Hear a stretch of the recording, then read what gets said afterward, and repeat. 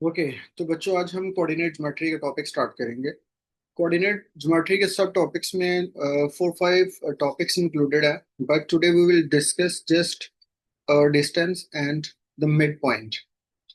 तो डिस्टेंस और mid point से स्टार्ट करने से पहले हम थोड़ा सा डिस्कस कर लेते हैं basically what is a point. जब भी हम एक पॉइंट की बात करते हैं, suppose P is a point, और इसमें जो कोऑर्डिनेट्स हम लेंगे, so there would be just two coordinates. जब भी हमको पॉइंट लेंगे, उसका फर्स्ट कोऑर्डिनेट एक्स होगा और सेकंड कोऑर्डिनेट वाई होगा, राइट। इसी तरह से अगर हम 2 पॉइंट्स ले लेते हैं, सपोज दैट कि हमारे पास एक पॉइंट ए है जिसके कोऑर्डिनेट्स 5 और 3 हैं, और एक कोऑर्डिनेट, सॉरी, एक पॉइंट बी है हमारे पास और उसके कोऑर्डिनेट्स 2 और 4 है, राइट। अब हमने फाइंड आउट करना है डिस्टेंस एंड मिड पॉइंट। तो जब हम डिस्टेंस की बात करेंगे, so we must know about the formula of distance. तो distance will be equals to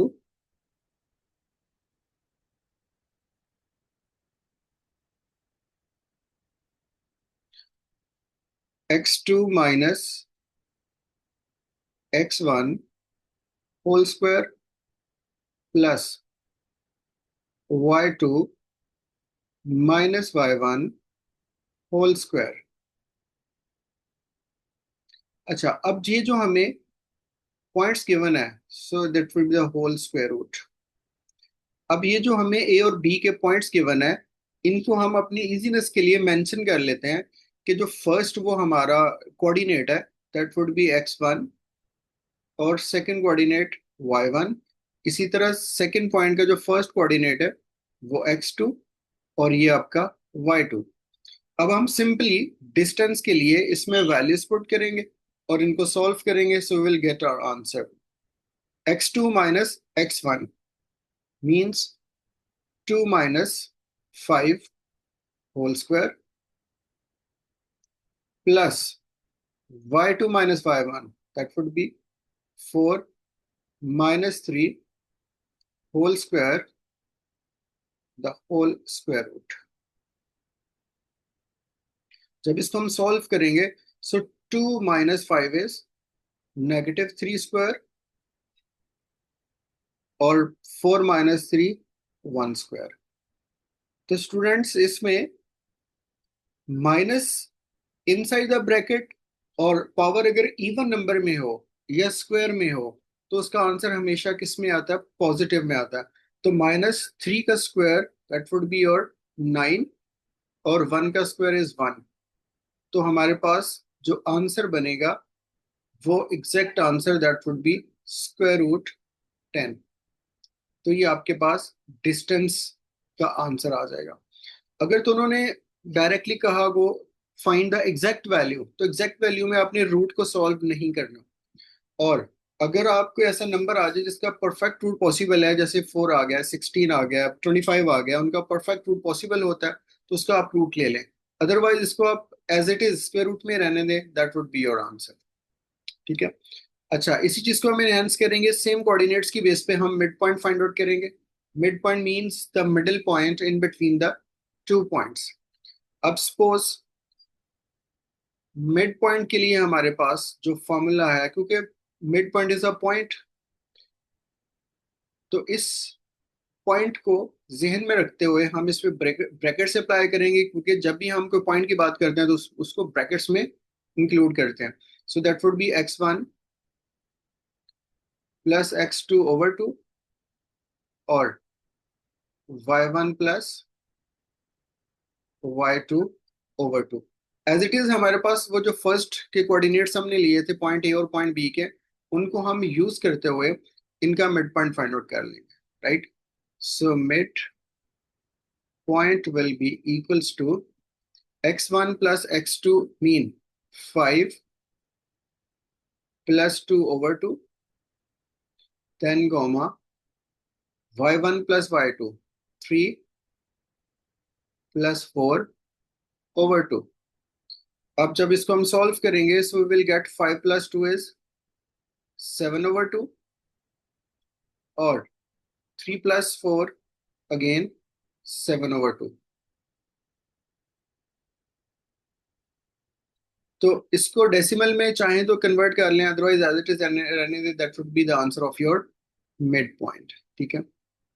अच्छा, अब इसमें क्वेश्चन समटाइम इस तरह से आ जाता है कि हमें डिस्टेंस गिवन होता है and we have to find the one coordinate from the given points. या ये भी हो सकता है कि हमें मिड पॉइंट गिवन हो, मिड पॉइंट की बेस पे हमने जो अननोन पॉइंट है उसको फाइंड आउट करना हो सकता है। जैसे सपोज अगर मैं यहाँ पे ड्रॉ करूं एक लाइन,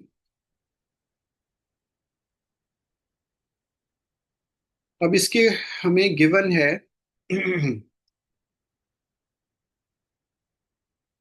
ए। ए के कोऑर्डिनेट्स हमारे पास सपोज एक्स एंड वाई है, और बी के कोऑर्डिनेट्स हमारे पास इंटीजर वैल्यूज में है, सपोज 5 and 7।